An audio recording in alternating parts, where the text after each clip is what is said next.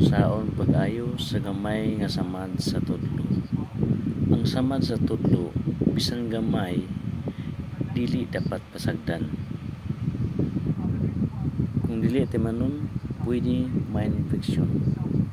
Una, manghugas yun og kamot. Isliti og hinay ang samad gamit ang limpyo nga panapton para muhunong ang dugo. Ikaduha, limpyuhi hugasi sa limpyo nga agas sa tubig sulod sa pipila ka minuto. Ayaw kuskusa, ayaw butangi og alcohol direkta kay makadaot na sa panit. Ikatulo, butangi og gamay nga petroleum jelly para mamala og mas dali maayo. Dayon tabuni og limpyo nga banid.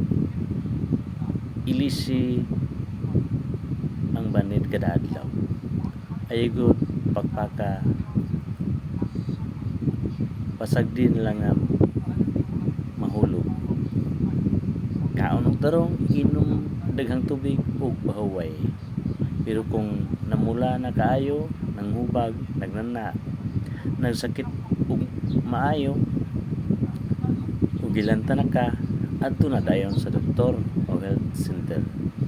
Kung lawom ang samad, kinahanglan pod pa-injection ug anti-tetanus. Ang limpyo nga samad dali ra maayo.